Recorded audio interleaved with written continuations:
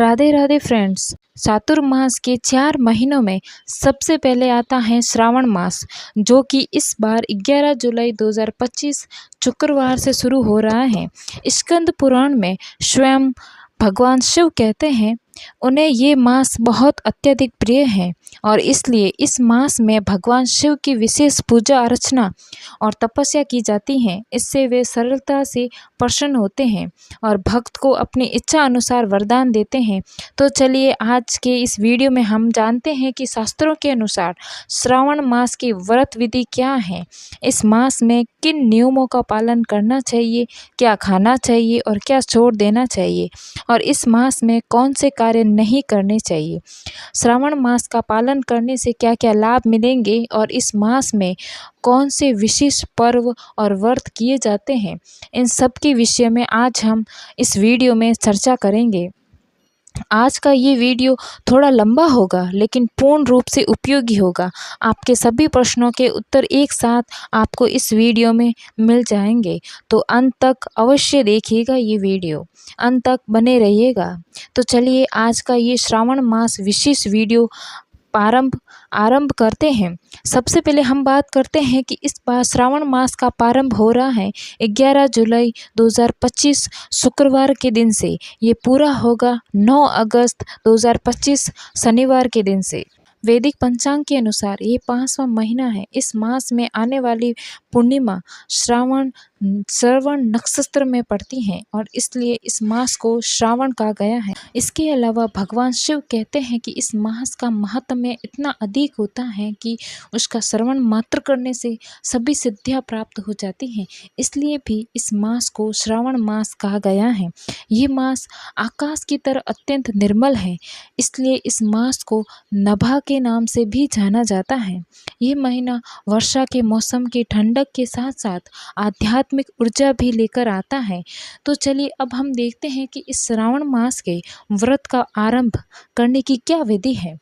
श्रावण मास का पालन उसकी प्रतिपदा तिथि से किया जाता है। इस बार ये तिथि 11 जुलाई शुक्रवार को आ रही है और इस दिन सबसे पहले प्रातः ब्रह्म मुहूर्त में उठ जाना चाहिए।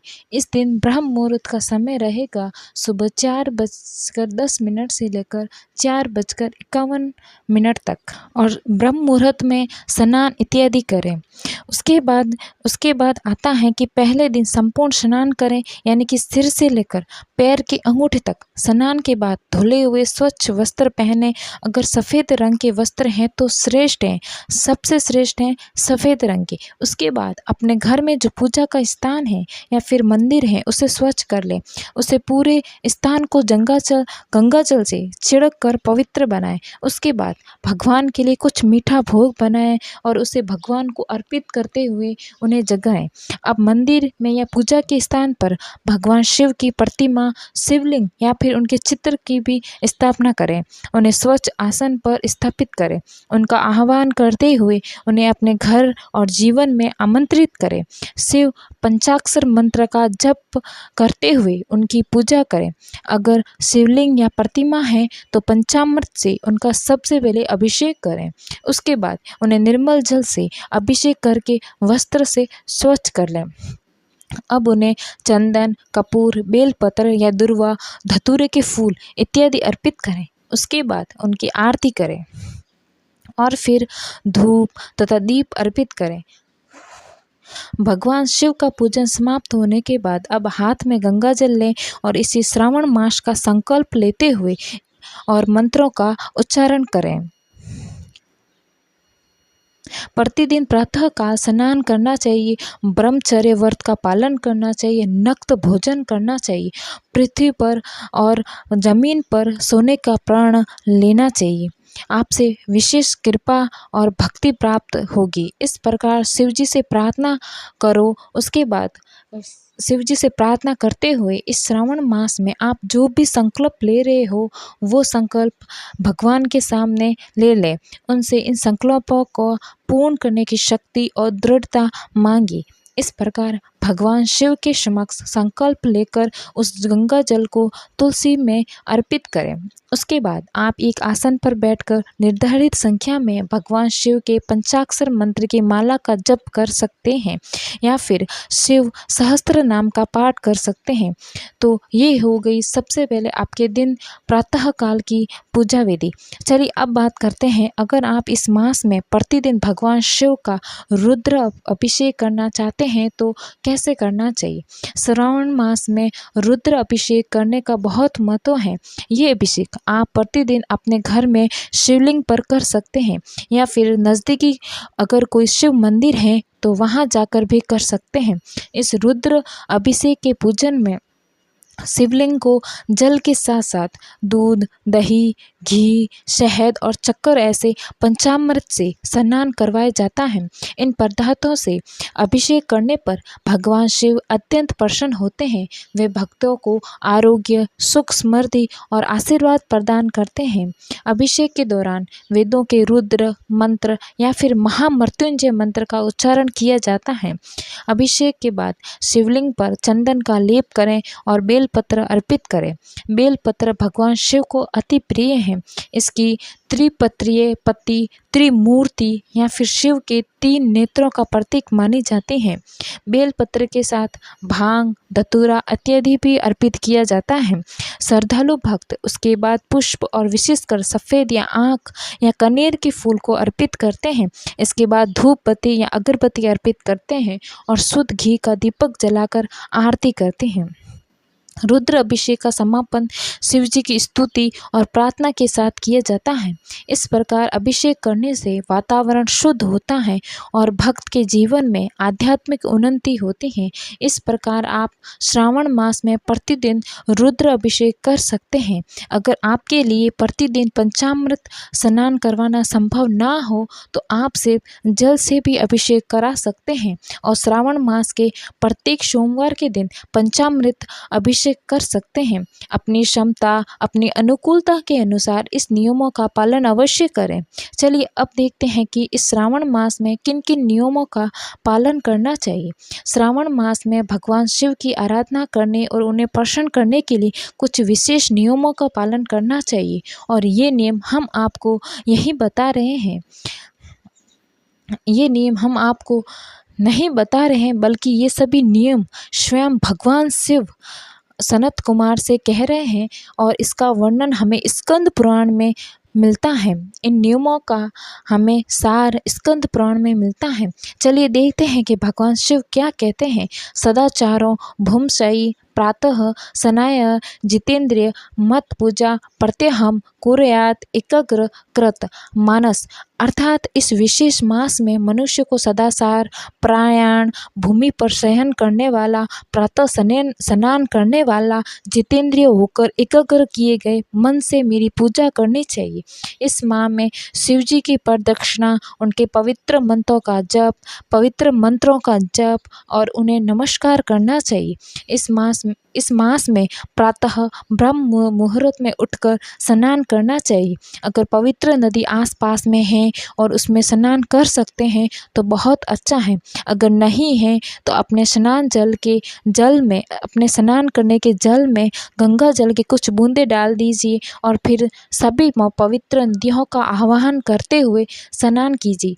ऐसा करने से मनुष्य को भगवान शिव के आशीर्वाद और स्वस्थ शरीर प्राप्त होता है। अगर संभव है तो नक्त व्रत का पालन करना चाहिए।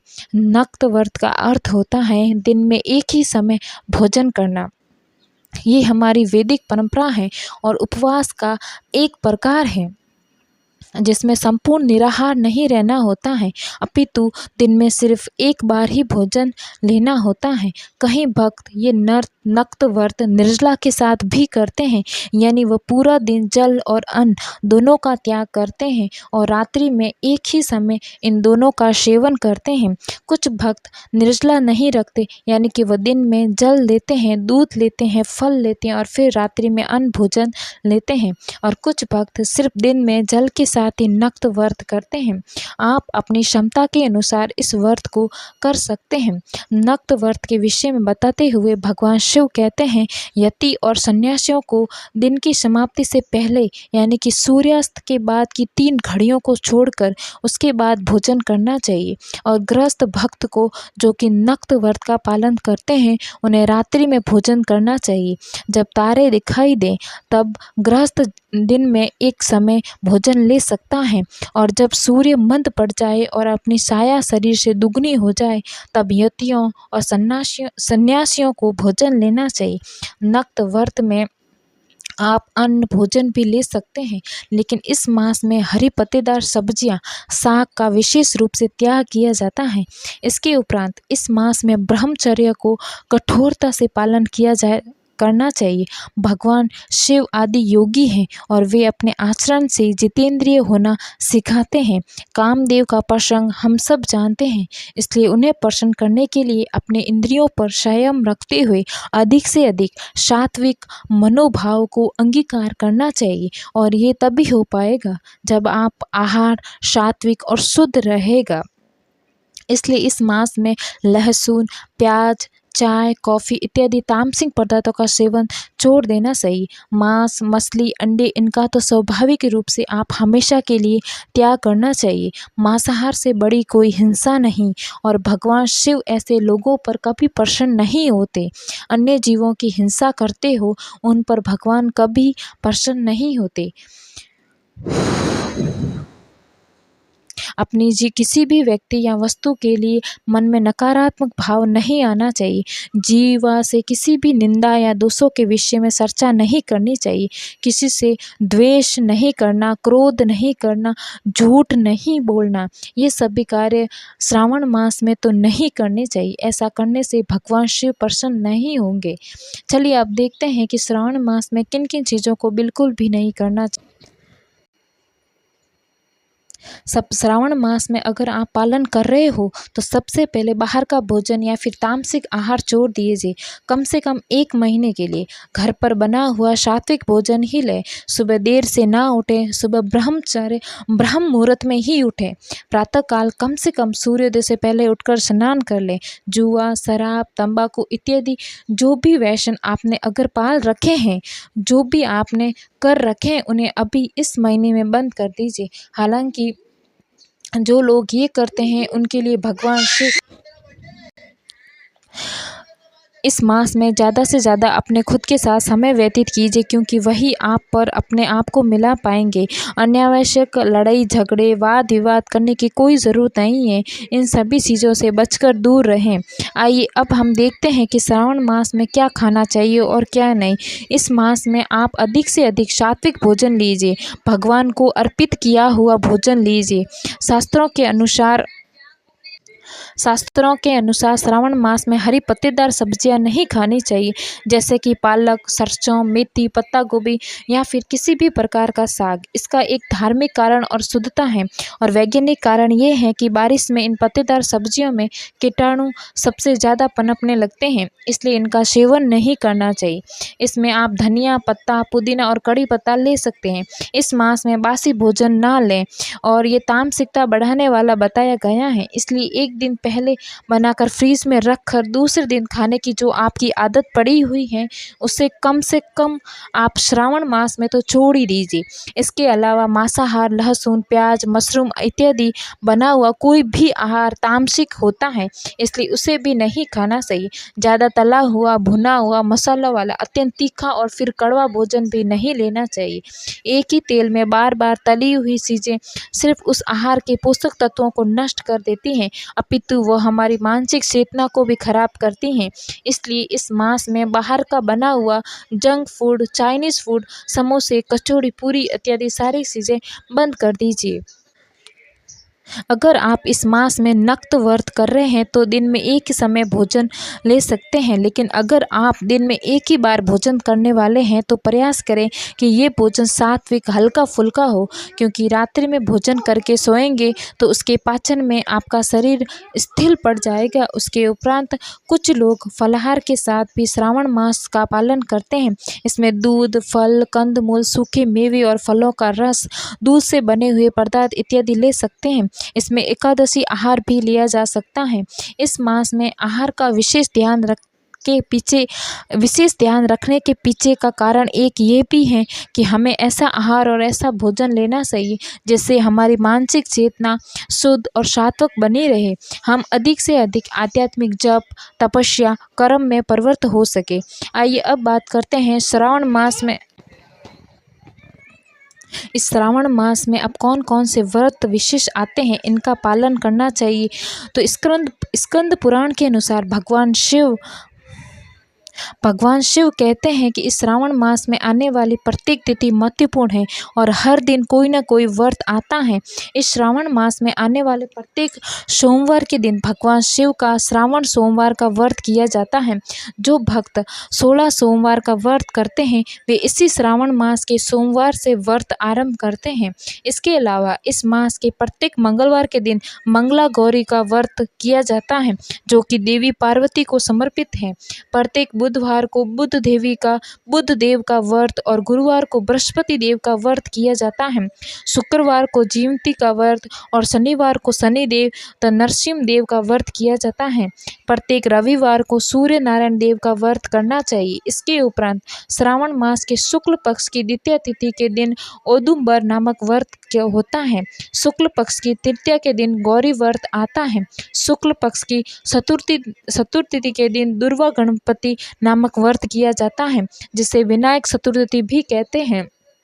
शुक्ल पक्ष की पंचमी के दिन नाग पंचमी का व्रत आता है। षष्ठी तिथि आने पर शुपोदन व्रत और सप्तमी आने पर शीतला माता का व्रत किया जाता है। शुक्ल अष्टमी और चतुर्दशी तिथि पर देवी पवित्रोपण व्रत किया जा सकता है।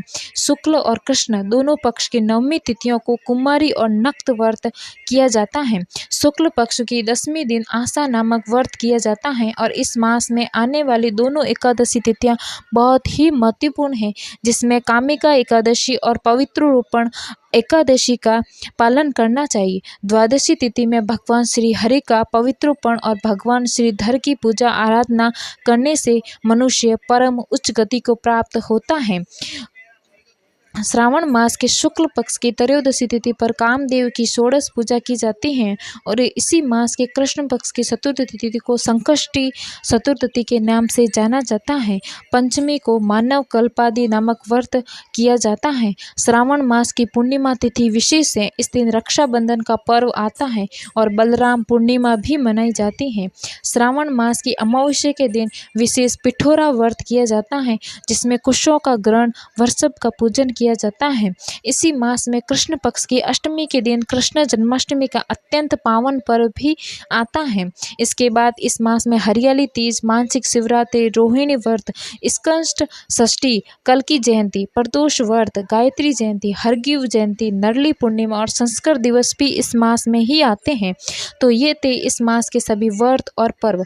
चलिए अब देखते हैं कि आखिर इस श्रावण मास के नियमों का पालन करने से हमें क्या लाभ मिलेगा, क्योंकि बिना किसी लाभ के तो कौन ही कार्य करेगा, है ना।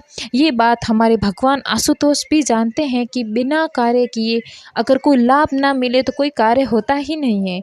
चलिए जानते हैं, इसलिए उन्होंने पहले ही स्कंद पुराण में इस विषय में बहुत सारी स्पष्टता कर दी है।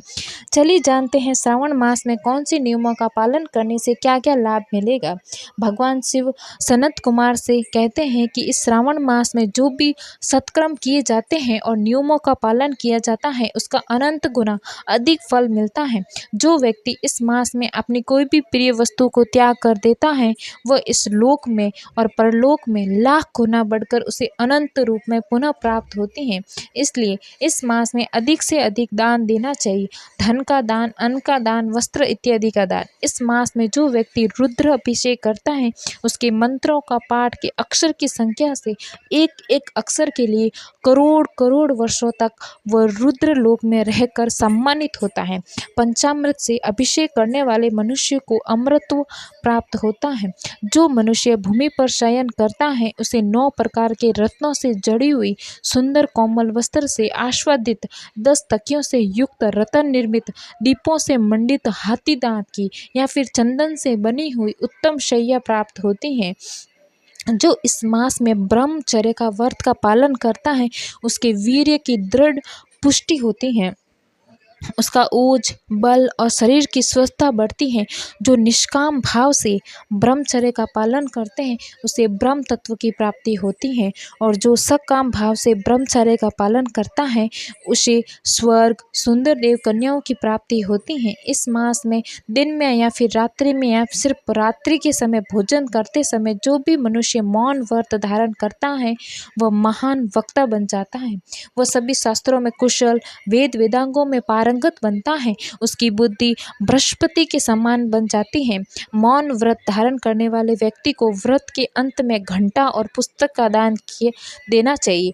इतना ही, मौन का व्रत रखने के बाद घंटा और पुस्तक का दान करना चाहिए। ठीक है, इतना ही नहीं, इन सब के ऊपर इस श्रावण मास का व्रत का पालन करके मनुष्य भगवान शिव की विशेष कृपा प्राप्त कर सकता है और इस दुखों से भरे हुए भवसागर से पार हो सकता है। और यही सबसे बड़ा लाभ है जिसकी कामना हम सबको करनी चाहिए। तो ये थी आने वाले श्रावण मास के विषय में संपूर्ण जानकारी। हमें आशा है कि आज की इस वीडियो में आपको आपकी सारी ऐसी जानकारी मिली होगी जो आपके लिए उपयोगी है और शायद आपने पहली बार भी सुनी होगी। अगर ऐसा है तो हमारे कमेंट्स बॉक्स में हर हर महादेव ज़रूर लिखिए और इसी तरह के वीडियो देखने के लिए इस चैनल को सब्सक्राइब ज़रूर करें और कमेंट्स में हर हर महादेव ज़रूर लिखें और लाइक करें, शेयर करें और धन्यवाद।